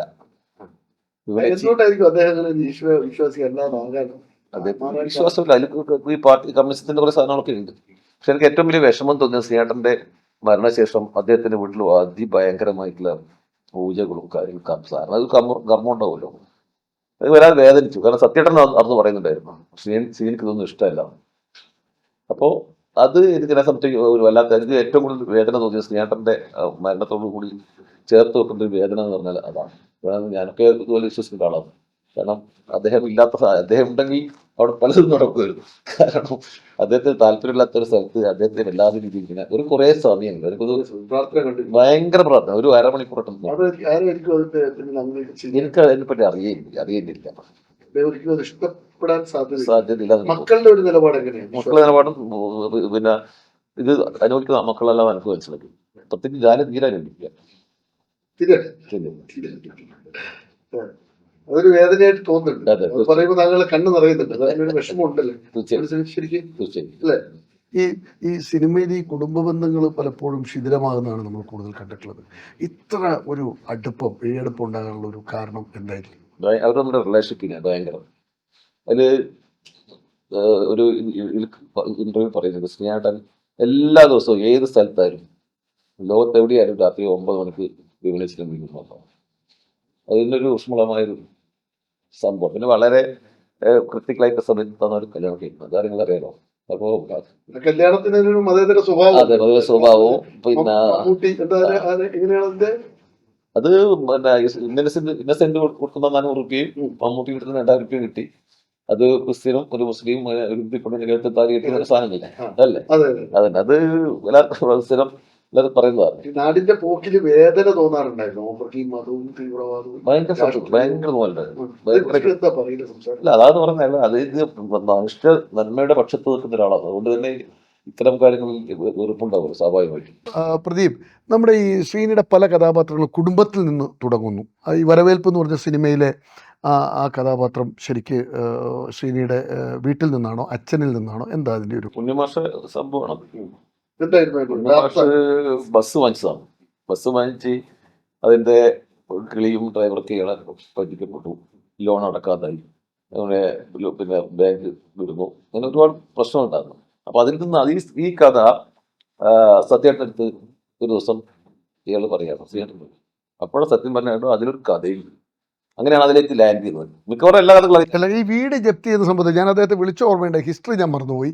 എന്തോ ഒരു കമ്പനി തുടങ്ങിയിട്ട് ലോൺ എടുത്തിട്ട് വന്ന ഒരു സാധനമല്ലേ അദ്ദേഹത്തിന്റെ വീട് ജപ്തിയിലേക്ക് സംഭവം. അല്ല, അത് അതിന്റെ തന്നെയാണ്. അല്ല, ബസ്സുമായിട്ട് ബന്ധപ്പെട്ട് ബസ്സുമായിട്ട് ബസ്സുമായിട്ട് അതിന് വന്ന കടബാധ്യതകളാണ് എന്നാണ് ഞങ്ങളുടെ അറിവ്. അതെ. അങ്ങനെ പറഞ്ഞതാണ് എന്റെ അറിവ്. വീട് ജപ്തിയാ. ആ വീട് ജപ്തി വന്നത് ഇവരെല്ലാരും കൂടി എന്തോ ഒരു പുതിയ കമ്പനി തുടങ്ങുകയും അതിന്റെ ഒരു സംഭവമായിട്ടും അത് മുന്നേയാണ് സംഭവം. മുന്നേയാണ് സംഭവം. ഇല്ല, ഇങ്ങനെ ഇവര് കൂടെ സിനിമ എടുത്തിട്ടുണ്ട് എല്ലാവരും കൂടിയിട്ട്. ആ ഓർഡർ ഓർഡർ ചെയ്തു. ആണതെ. അത് ഇവർ 5 പേര് മൂപ്പർക്ക് സിനിമക്ക് പുറമെ ബിസിനസ്. ഇപ്പൊ എല്ലാ സിനിമാ താരങ്ങൾക്കും ബിസിനസ് ഉണ്ടല്ലോ. ശരിക്കും സിനിമയ്ക്ക് അങ്ങനെ വല്ല ബിസിനസ് കാര്യങ്ങൾ ബിസിനസ് ഇല്ല. എത്ര കാലം അശോകൻ ഈ നിങ്ങൾ ഈ പബ്ലിക്കേഷനുമായിട്ട് ബന്ധപ്പെട്ട് അദ്ദേഹം ഉണ്ടായിരുന്നു? അദ്ദേഹത്തിന് ആ സമയത്ത് കോൺട്രിബ്യൂഷൻ എങ്ങനെയായിരുന്നു? ശ്രീനിയുടെ ഏകദേശം ഒരു 2 വർഷത്തിനടുത്ത് 2004 കൈരളി ബുക്സ് തുടങ്ങിയിട്ട് 2005 ഇത് നമ്മൾ കമ്പനിയാക്കി രജിസ്റ്റർ ചെയ്യുന്നത്. അപ്പോൾ കമ്പനിയാക്കി രജിസ്റ്റർ ചെയ്യുമ്പോൾ ഒന്ന് ശ്രീനിയായിരുന്നു ചെയർമാൻ, വൈസ് ചെയർമാനായിട്ട് നമ്മുടെ കൃഷ്ണ ജ്വൽസിൻ്റെ മാനേജർ രവിയേട്ടൻ, CV രവീന്ദ്രനാഥ്, ഞാൻ മാനേജിംഗ് ഡയറക്ടർ. അങ്ങനെയാണ് അതിൻ്റെ ഒരു ഫോർമേഷൻ ഉണ്ടായിരുന്നത്. ശ്രീനിയേട്ടൻ വെച്ചാൽ അന്ന് ഈ പുസ്തകത്തെ അത്രയും ഇഷ്ടപ്പെടുന്നൊരു വ്യക്തിയാണ്. വെച്ചാൽ വായനയും ഗൗരവമുള്ള വായനയെ അത്രയും ഇഷ്ടപ്പെടുന്ന ഒരാളെന്ന നിലക്ക് മൂപ്പര് ഈ പുതിയ പുസ്തകങ്ങൾ നമ്മളിപ്പം പബ്ലിക്കേഷന് വരുമ്പം മൂപ്പർക്ക് നിർബന്ധം ഉണ്ടായിരുന്നു. അത് ഈ നമ്മളിപ്പോൾ സാധാരണ രീതിയിൽ പൈസ കൊടുത്ത് ചെയ്യുന്നൊരു പ്രവണത ഈ അടുത്ത് അന്നും ഉണ്ട്, ഇന്നും അത് പബ്ലിക്കേഷനിൽ നടന്നുകൊണ്ടിരിക്കുന്ന ഒരു കാര്യമാണ്. അപ്പോൾ അത് മൂപ്പര് വല്ലാണ്ട് എതിർത്തിരുന്നു. നല്ല സ്ക്രിപ്റ്റുകൾ മാത്രം ചെയ്താൽ മതി, വരുന്ന സ്ക്രിപ്റ്റുകൾ പരിശോധിച്ച് ഓക്കെ ആണെങ്കിൽ മാത്രം ചെയ്താൽ മതി എന്നുള്ള നിലപാട് ശ്രീനിയേട്ടൻ അന്ന് എടുത്തിട്ടുണ്ടായിരുന്നു. പക്ഷെ അതിനോട് ഞാൻ യോജിച്ചിരുന്നില്ല. വെച്ചാൽ ഇതൊരു ബിസിനസ് സ്ഥാപനം എന്നുള്ള നിലക്കായതുകൊണ്ട് അത് എത്രമാത്രം നമുക്കത് പ്രാക്ടിക്കൽ ആവും എന്നുള്ള കാര്യം ഞാൻ ശ്രീനിയേട്ടനോട് ഞാനത് പക്ഷെ അങ്ങനെ മതി എന്നുള്ളൊരു ഭയങ്കരമായിട്ടുള്ളൊരു നിർബന്ധ ബുദ്ധി ശ്രീനിയേട്ടനായിരുന്നു. പക്ഷെ അത് ഈ ഒരു പുസ്തകത്തോടുള്ള ഒരു ഇഷ്ടം കൊണ്ട് കൂടിയാണത് ഉണ്ടായിരുന്നത്. പിന്നെ ഏകദേശം ഒരു 1.5 വർഷം കഴിഞ്ഞതിന് ശേഷം ശ്രീനിയേട്ടൻ ഇവിടുന്ന് പിന്നെ എറണാകുളത്തേക്ക് പിന്നെ താമസം മാറിയതിന് ശേഷമാണ് എന്നോട് പറഞ്ഞത് അത് തൽക്കാലം നീ തന്നെ നടത്തത്. കാരണം വെച്ചാൽ എനിക്ക് എൻ്റെ ഇടപെടലുകൾ പിന്നെ സജീവമായിട്ടില്ലെങ്കിൽ പിന്നെ ഞാനതിൽ നിൽക്കുന്നതിൽ കാര്യമില്ല. അങ്ങനെയാണ് ശ്രീനിയേട്ടൻ പിന്നെ കൈരളി ബുക്സ് അത് ചെയർമാൻ എന്നുള്ള പദവി ഒഴിയുന്നത്. ആരെങ്കിലും ഒഴിയുന്നത് കമലാസുരയായിട്ടുള്ള ആ ഷൂട്ടിന്റെ വേളകളിലൊക്കെ ശ്രീനിയുടെ ഒരു രീതിയും അതൊക്കെ എങ്ങനെയാണ് നിങ്ങൾക്ക് ഫീൽ ചെയ്തിട്ടുണ്ടായിരുന്നത്? അതില് കമലാസുരയും ശ്രീനിയേട്ടനും ഒരുമിച്ചുള്ള കോമ്പിനേഷൻസ് നമുക്ക് ഉണ്ടായിരുന്നില്ല. ശ്രീനിയേട്ടൻ സ്വതന്ത്രനായിട്ട് ഇതിന്റെ ഒരു അവതാരകനായിരുന്നു. അവതാരകൻ ക്വസ്റ്റ്യൻ ഇല്ല, അങ്ങനെയല്ല. അതായത് യഥാർത്ഥത്തില് രജനിയുടെ ഒറ്റയടിപ്പാത എന്നായിട്ടായിരുന്നു അതിന്റെ പേര്. അതില് കമലാസുരയുടെ ഒരു ജീവിതരേഖ, അവരുടെ പഴയകാലം ഞങ്ങൾ റീക്രിയേറ്റ് ചെയ്തു. ഒരു അത്ഭുതകരമായ സാദൃശ്യമുള്ള ഒരു പെൺകുട്ടിയൊക്കെ നമുക്ക് അതിനുവേണ്ടി കിട്ടി. ഇവിടെ പൊന്നൂർക്കുളം പോയതുകൊണ്ട്, അത് നശിച്ചു പോയതുകൊണ്ട് ഞങ്ങളിവിടെ ഒരു മട്ടന്നൂരിൽ കലൂരിലത്തൊക്കെ വെച്ചിട്ടായിരുന്നു അതിൻ്റെ ഷൂട്ട് പൂർത്തിയാക്കിയത്. പിന്നെ അതിൻ്റെ കുറച്ച് ഭാഗങ്ങളൊക്കെ മദനൻ്റെ കൽക്കത്ത സ്കെച്ചുകൾ ഉപയോഗിച്ചിട്ടൊക്കെ ആ ഒരു രീതിയിൽ ട്രീറ്റ് ചെയ്തിട്ട് അതൊരു സമ്പൂർണ്ണ ജീവിതരേഖയായിട്ടാണ് ഞങ്ങൾ ഷൂട്ട് ചെയ്തത്. അതിനെ അവതരിപ്പിക്കുന്നത്, അതായത് ശ്രീനിയേട്ടൻ്റെ നിരീക്ഷണങ്ങളോടുകൂടി അതിനെ അവതരിപ്പിക്കുന്ന ഒരു റോൾ മാത്രമാണ് ശ്രീനിയേട്ടൻ്റെ പോർഷൻ. മറ്റത് സ്വതന്ത്രമായിട്ടൊരു ജീവിതരേഖയാണ്. അതിന്റെ ഇന്റർകട്ടുകളായിട്ടാണ് ശ്രീനിയേട്ടൻ ഇതിനകത്തേക്ക് വരുന്നത്.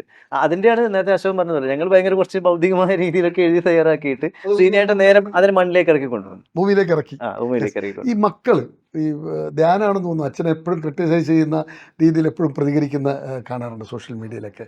ഈ ധ്യാനും വിനീതും ഒക്കെ അച്ഛനുമായിട്ടുള്ളൊരു ബന്ധം, ധ്യാൻ പലപ്പോഴും അച്ഛനുമായിട്ട് ഏറ്റുമുട്ടിക്കൊണ്ടിരുന്ന ഒരാളാണ് എന്ന് പറയുന്നു. ആ ഏറ്റുമുട്ടൽ സ്വഭാവം എങ്ങനെയായിരുന്നു? നിങ്ങൾ അടുത്തിടപെടുന്ന ആളുകളാണ്. വളരെ ചെറുപ്പത്തിൽ എനിക്കറിയാം. ധ്യാനൊക്കെ എടുത്തു നടന്ന ആളാണ്. കാരണം ബിഗ് ബോസ് സമയത്ത് അത് ചെറിയ പയ്യനായിരുന്നു. പക്ഷേ ഇതിൽ ശ്രീനാഥന്റെ ഒരുപാട് അംശങ്ങൾ എന്നുള്ളതാണ്. ഒരു ദിവസം ഞാനും ശ്രീനാഥനും കൂടി ഒരു ട്രെയിൻ യാത്ര ചെയ്തു. ഇംഗ്ലീഷ് മീഡിയത്തിന്റെ ഫൈനൽ സമയത്താണ്. അപ്പോൾ ശ്രീനാഥന്റെ ഫോൺ ഓഫ് ആയ ശേഷം എൻ്റെ ഫോണും മൊബൈലും വാങ്ങിച്ചിട്ട് ശ്രീനാഥ് സംസാരിക്കും. ഒരു 1.5 മണിക്കൂറോളം വിനീതൊരു സംസാരിച്ചിട്ടുണ്ട്. അത് പഠിക്കാൻ കിട്ടുന്നില്ല. മൊത്തം എങ്ങനെയാണ് ഒരാൾ ഒരു കാഴ്ചപ്പാട് എങ്ങനെ ഉണ്ടായിരിക്കണം, ഇങ്ങനെ വളരണം, ഇങ്ങനെ വളരുന്നുണ്ട്. വളരെ രസകരമായിട്ട് ഞാൻ കേട്ടിരിക്കുകയാണ് സംഗതി. അപ്പൊ അങ്ങനെയുള്ളൊരു കൂട്ടായ്മ കിട്ടിയിട്ടുണ്ട്. പല കാര്യങ്ങൾ തുറന്നു പറയാനുള്ള സംഭവമല്ലോ. അപ്പോൾ ഞാൻ കുറച്ചും കൂടി ഹ്യൂമർ ലെവലാണ്. ഞാൻ എല്ലാ കാര്യങ്ങളും തുറന്നു പറയുക. വിനീത് വേറൊരു ക്യാരക്ടറാണ്. അല്ല, ഞാൻ പിടിവിട്ട് പോയായിരുന്നു ഇടയ്ക്ക്. ശ്രീനിയുടെ കയ്യിൽ നിന്ന് പിടിവിട്ട് പോയായിരുന്നു. അറിയില്ല, അങ്ങനെ ഉണ്ടോ? സംസാരത്തിലൊക്കെ ഇടയ്ക്ക് ഇങ്ങനെ അങ്ങോട്ടും ഇങ്ങോട്ടും അടിക്കുന്ന സമയത്ത് അത് ഈ പുറത്തുനിന്നുള്ള ഒരു നിരീക്ഷണം എന്നുള്ള നിലയിൽ നമ്മളിപ്പോ ഒരു ഒരു പൊതുസമൂഹത്തിന്റെ നിരീക്ഷണം. അല്ല അങ്ങനെയല്ല ഞാൻ പറഞ്ഞു വന്നതില് അതില് എനിക്ക് തോന്നുന്നത് ശ്രീനിവാസൻ മക്കളെ വളർത്തിയ രീതി അയാളുടെ അവർക്ക് കൊടുക്കുന്ന സ്വാതന്ത്ര്യമായിട്ടാണ് എനിക്ക് തോന്നുന്നത്. കാരണം ഒരു ഇന്റർവ്യൂവില് ഫാമിലി ആയിട്ടുള്ള ഒരു ഇന്റർവ്യൂ ആണ്. അതിൽ വിനീത് ശ്രീനിവാസനോട് ചോദിച്ചപ്പോൾ വിനീത് പറയുന്നത് അച്ഛൻ കുറച്ചുകൂടി പക്വതയൊക്കെ വരാനുണ്ട് എന്ന് പറയുന്നുണ്ട്. കുറച്ചു കാലം മുമ്പാണ്. ധ്യാനോട് ചോദിക്കുമ്പോൾ ധ്യാൻ പറയുന്നത് അച്ഛൻ ഇങ്ങനെ കാട്ടിക്കൂട്ടി കുറെ പൈസ ഉണ്ടാക്കുന്നുണ്ട് എന്നൊക്കെ പറയുന്നതല്ലാതെ അതവർക്ക് പറയാനുള്ള ഒരു സ്വാതന്ത്ര്യം, ഒരു സ്പേസ് കൊടുത്തുകൊണ്ടാണ് അദ്ദേഹം മക്കളെ വളർത്തിയെന്നുള്ളതാണ് ഒരു മക്കൾ എന്നുള്ളതിൽ അവർക്ക് കിട്ടിയ ഏറ്റവും വലിയ ഭാഗ്യമായിട്ട് ഞാൻ കാണുന്നത്. ഒരു പ്ലസ് ആയിട്ട് കാണും. ഒരു പ്ലസ് ആയിട്ടാണ് ഞാൻ എന്നെ കാണുന്നത്. സ്വാഭാവികമായിട്ടും നമ്മളൊരു കൗമാരകാലത്ത് ശ്രീനേട്ടൻ തന്നെ ഈ ചിന്താവിഷ്ടയ ശ്യാമളയുടെ ക്ലൈമാക്സിൽ പറയുന്നൊരു ഡയലോഗ് ഉണ്ട്. നമ്മൾ മാതാപിതാക്കളെ നിഷേധിക്കും, നിരീശ്വരവാദിയാവും, പിന്നെ തിരിച്ച് നമ്മൾ ദൈവവിശ്വാസിയാവും, എല്ലാം കഴിഞ്ഞ് അവസാനം നമ്മൾ തിരിച്ചു വരുമ്പോഴാണ് നമ്മളായിട്ട് രൂപാന്തരപ്പെടുന്നതെന്ന് പറയുന്നൊരു ഡയലോഗ്. ഏതാണ്ട് അത് സദസ്യയുടെ ഒരു ഡയലോഗാണ്. ഏറ്റവും ക്ലാസ് ആയ ഒരു ഡയലോഗാണ്. അതായത് ശ്രീനിവാസന്റെ യഥാർത്ഥ ജീവിത വീക്ഷണം നമുക്ക് അനുഭവപ്പെടുന്ന ഒരു ഡയലോഗായിട്ടാണ് ചിന്താവിഷ്ട ശ്യാമലയുടെ ക്ലൈമാക്സിൽ അദ്ദേഹം പറയുന്നത്. അത് തന്നെയായിരിക്കും സ്വന്തം കുടുംബത്തിൽ അദ്ദേഹം അപ്ലൈ ചെയ്തിട്ടുണ്ടാവുക എന്നുള്ളതാണ്. അപ്പം കുട്ടികൾ സ്വാഭാവികമായിട്ടും ധ്യാനാണെങ്കിലും ഇപ്പം ഞാനാണെങ്കിലും ഒരു കാലത്ത് അച്ഛനമ്മമാരെയൊക്കെ നിഷേധിച്ചിട്ടൊക്കെ പോയിട്ടൊക്കെ ഉണ്ടാവും. പിന്നീടാണ് അവരുടെ വാല്യൂ നമ്മൾ തിരിച്ചറിയുമ്പോൾ അതിലേക്ക് നമ്മൾ തിരിച്ചു വരുന്നതും. പറയാനുള്ള സ്വാതന്ത്ര്യം അവർക്ക് കിട്ടിയിട്ടുണ്ട്. പിന്നെ സ്വതസിദ്ധമായ നർമ്മബോധം അവർക്കും വന്നിട്ടുണ്ട്. ഇപ്പം ശ്രീനിയേട്ടൻ ഒരു രസകരമായ സംഭവം എന്ന് വെച്ചാൽ ശ്രീനിയേട്ടൻ്റെ ഒരു നർമ്മബോധമല്ല, ഒരു കാര്യങ്ങളെ സമീപിക്കുന്ന രീതി. നെടുമുടി വേണുവിന് മിന്നാമിനുവിൻ്റെ നുറുങ്ങുവട്ടത്തിന് മറ്റേ എന്തോ ഒരു അവാർഡ് കിട്ടിയ സമയത്ത് വേണുവിൻ്റെ അടുത്ത് എന്നിട്ട് പറയുന്നൊരു വാചകം, കിട്ടുന്ന പൈസയൊക്കെ ഇങ്ങനെ കൊണ്ട് കളയലാണല്ലേ എന്ന് ചോദിക്കുന്ന ഒരു അഭിനന്ദനത്തിൽ പോലും ഉണ്ടാകുന്ന ഒരു നർമ്മബോധം ഉണ്ടല്ലോ. അതൊക്കെ അദ്ദേഹത്തിന്റെ ജീവിതത്തിലും അദ്ദേഹം പല രീതിയിൽ അപ്ലൈ ചെയ്തിട്ടുണ്ട്. അപ്പൊ അത് എവിടെയെങ്കിലും ആയിട്ട് പ്രതിഫലിക്കുന്നതായിരിക്കാം ഇതൊക്കെയെന്ന് ഞാൻ എപ്പോഴെങ്കിലും യാത്രയിൽ ഈ പാട്യം ശ്രീനി എന്ന നാടക നടനിൽ നിന്ന് ഒരു സിനിമാക്കാരനായി പണം വന്ന് ഒരു സിനിമാക്കാരൻ്റെ അഹന്ത എപ്പോഴെങ്കിലും ആ മനുഷ്യനിൽ കണ്ടിട്ടുണ്ടോ? എപ്പോഴെങ്കിലും സത്യം എന്ന് പറയുന്നത് ഒരിക്കലും ഇല്ല. നമ്മളെ ഒരു അനുഭവത്തിൽ ശ്രീനാഥൻ്റെ ഒരു ബന്ധത്തിൽ വെച്ചിട്ട് അങ്ങനത്തെ ഒരു അഹംഭാവമുള്ളൊരു മനുഷ്യനായിട്ട് തോന്നിയില്ല. പക്ഷെ ശ്രീനാഥൻ്റെ സംസാരം ഈ വെട്ടിത്തുറന്ന് ആരെ മുഖത്ത് നോക്കിയിട്ടും സംസാരിക്കുന്ന ഒരു രീതി ഒരു തെറ്റിദ്ധാരണ അങ്ങനെ ഉണ്ടാക്കിയിട്ടുള്ളത് വാസ്തവമാണ്. ശ്രീനാഥൻ എന്തും തുറന്നു പറയും. മൂപ്പർക്ക് അങ്ങനെ മറച്ചു വെക്കാനില്ല. മൂപ്പര് ശരിയാണ്, ശ്രീനാഥൻ്റെ ശരിയാണ് ആ ശരി, അല്ലാണ്ട് വേറെ നമ്മളെ ശരിയായിരിക്കണം എന്നില്ല അദ്ദേഹത്തിൻ്റെ ശരി.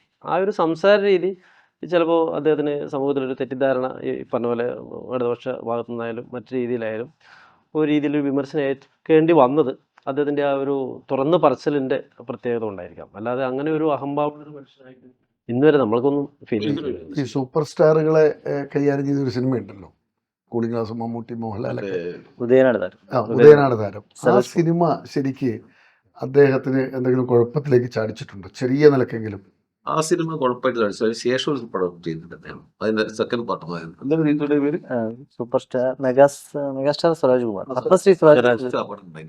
എന്താണ് അതില് ഈ മോഹൻലാലിന്റെ പൊറോട്ടക്കാറ്റ് എക്സ്പോർട്ട് ചെയ്ത സംഭവങ്ങളും അങ്ങനെ സൂപ്പർ സ്റ്റാറിനെ അത് ഒരുപാട് രീതിയിൽ പൊറോട്ട ഉണ്ടാക്കലും പിന്നെ കഥ പറയാൻ വരുമ്പോൾ അങ്ങനെ ഇങ്ങനെ സംഭവം ഇങ്ങനെയാണ്, ഇത്ര പൈസ വാങ്ങുന്നത്, ഇത്ര ആരാധകന്മാരുണ്ട്, കുറെ സാധനങ്ങളുണ്ടത്. ഒരു ചെറിയൊരു ഒളിച്ച ഉണ്ടാക്കിയിട്ടുണ്ടായിരുന്നു. അതിൽ ഒളിച്ചുണ്ടാക്കിയ മെയിൻ കാരണം തോന്നുന്നത് അതില് കുറച്ചും കൂടെ റിയാക്ട് ചെയ്ത് ആന്റണി പെരുമ്പാവൂരാണെന്ന് എനിക്ക് അറിയാൻ പറ്റുന്നത്.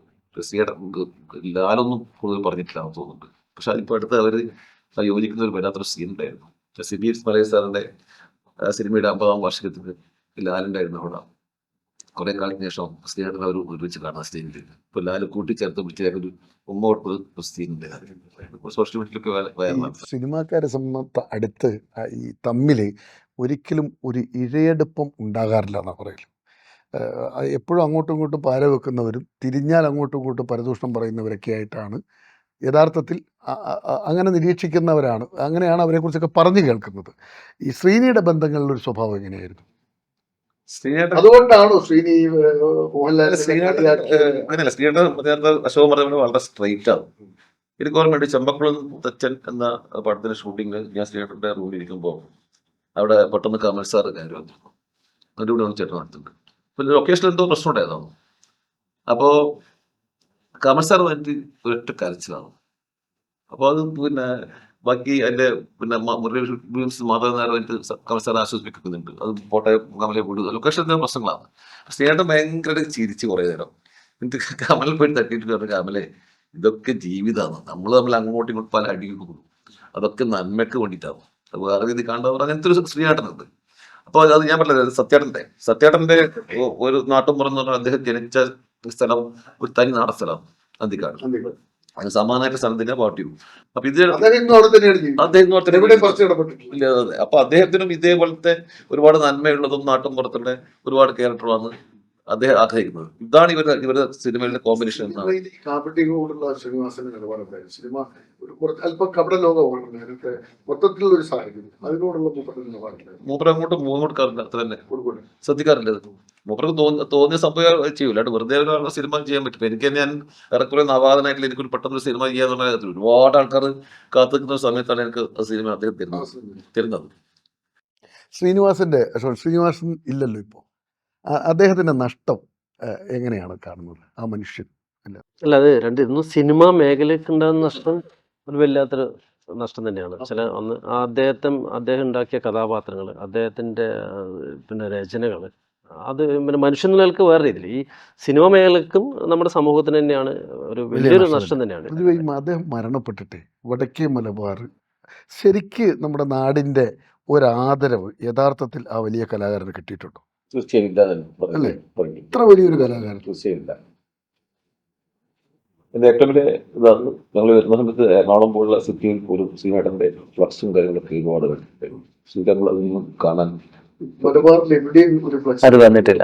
പരിശോധന നടക്കുകയും കലാകാരനെ പകരം സ്വീകരിക്കാനുള്ള മനസ്സ് എന്തുകൊണ്ട് നമുക്കില്ലാതായിരിക്കും?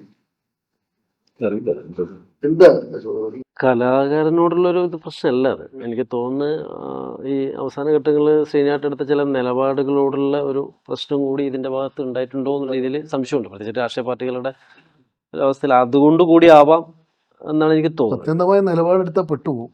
വേണ്ടത്ര തന്നെയാണ്. അല്ലേ? അതല്ലേ അവസാനം കണ്ടത്. അദ്ദേഹത്തിന്റെ കാര്യത്തിൽ എറണാകുളം ജില്ലയിൽ വലിയ കുറ്റൻ ബോർഡുകൾ ഉയരുമ്പോൾ അദ്ദേഹം ജനിച്ചു വീണ മണ്ണ്. അല്ല, അത് അവിടെ ആ ഒരു ഇതാണ് കലാകാരന്മാരുടെ വെച്ചാൽ സിനിമാ മേഖലയിൽ അടക്കമുള്ളവരുടെ സ്നേഹമാണ് അവിടെ പ്രകടിപ്പിച്ചത്. ഇവിടെ വേണ്ടത് അങ്ങനെയായിരുന്നു. പക്ഷെ കാണിക്കേണ്ടത് അല്ല, കാണിക്കാതിരിക്കാനുള്ള കാരണം ഈ ഒരു നിലപാടിന്റെ ഒരു പ്രശ്നമാവാന്നാണ് എനിക്ക് തോന്നുന്നത്, എൻ്റെ ഒരു പേഴ്സണൽ അഭിപ്രായം. പകരം വെക്കാൻ ഒരാളുണ്ടോ? നേരത്തെ പറഞ്ഞ ശ്രീനാട്ടിന്റെ നഷ്ടം സിനിമാ ഫീൽഡിന് മാത്രം നഷ്ടമല്ല, സാധാരണക്കാരൻ്റെ നഷ്ടമായിട്ടാണ് എനിക്ക് തോന്നുന്നു. ഒരുപക്ഷെ നമ്മുടെ മലബാറിലെ നമ്മുടെ ജീവിത രീതിയെ കുറിച്ചിട്ടും നമ്മുടെ സ്നേഹത്തെ കുറിച്ചിട്ടും നമ്മൾ അതിഥികളെ സ്വീകരിക്കുന്നതിനെ കുറിച്ചിട്ടും എല്ലാവരും പറയുന്നതിൻ്റെ ഒരു പരിധി വരെ ശ്രീനാട്ടന്റെ സിനിമകൾക്ക് സ്വാധീനം ഉണ്ടെന്ന് വിശ്വസിക്കുന്ന ഒരാളാണ് ഞാൻ. മലബാറിനെ കേരളത്തിൽ ലോകത്തിൽ പരിചയപ്പെടുത്തി വലിയ പങ്ക് തീർച്ചയായിട്ടും നഷ്ടം തന്നെയാണ്. തീർച്ചയായിട്ടും അത് അദ്ദേഹത്തിന്റെ വിയോഗം എന്ന് പറയുന്നത് ഒരു പൊതുസമൂഹത്തിന് കൂടിയുള്ള ഒരു വിയോഗമാണ്. കാരണം അത്രയും മികച്ച കലാസൃഷ്ടികളാണ് അദ്ദേഹത്തിൽ നിന്ന് നമുക്ക് ഉണ്ടായിട്ടുള്ളത്. ആ ഒരു അർത്ഥത്തിൽ മാത്രം എടുത്താൽ തന്നെ നമുക്ക് നഷ്ടമായത്. ഇപ്പോൾ പത്മരാജനെ കുറിച്ച് നമ്മൾ പറയുന്നു, പകരം വെക്കാനില്ലാത്ത അദ്ദേഹത്തിൽ നിന്ന് എത്രയോ കാര്യങ്ങൾ കിട്ടാൻ ബാക്കിയുള്ള സമയത്താണ് അദ്ദേഹം പെട്ടെന്ന് നമ്മളോട് വിട പറഞ്ഞു പോയത്. ശ്രീനിയേട്ടൻ അസുഖബാധിതനായത് തൊട്ടിട്ടാണ് ശ്രീനിവാസന്റെ വിയോഗം എന്ന് പറയുന്നത് അദ്ദേഹത്തിന്റെ ഭൗതികമായ മരണം കൊണ്ടല്ല, അദ്ദേഹത്തിന്റെ അസുഖബാധിതനായി അദ്ദേഹം രംഗത്ത് നിന്ന് മാറി നിൽക്കുന്ന ഒരു കാലം തൊട്ട് തന്നെ സിനിമയുടെ കാര്യത്തിൽ നമുക്ക് ഒരുപാട് നഷ്ടങ്ങൾ, നല്ല നഷ്ടങ്ങൾ തീർച്ചയായിട്ടും. നികത്താനാവാത്ത മലയാള സിനിമയ്ക്ക്, പ്രത്യേകിച്ച് വടക്കേ മലബാറിന് തീരാ നഷ്ടം തന്നെയാണ്. കാരണം പ്രദീപ് പറഞ്ഞതുപോലെ തന്നെ നമ്മുടെ നാട്ടും പ്രദേശങ്ങൾ, നമ്മുടെ സാധാരണക്കാരായ മനുഷ്യരെ ലോകത്തിന് പരിചയപ്പെടുത്തി കൊടുത്ത ശ്രീനിയാണ് നമുക്ക് നഷ്ടപ്പെട്ടത്. ആ വലിയ മനുഷ്യൻ്റെ വിയോഗത്തിൽ ആദരാഞ്ജലികൾ അർപ്പിച്ചുകൊണ്ട് ഈ എപ്പിസോഡിലൂടെ വൈൻഡപ്പ് ചെയ്യുകയാണ്. പ്രേക്ഷകർക്കും ഒപ്പം പങ്കെടുത്ത 3 പേർക്കും നന്ദി, നമസ്കാരം.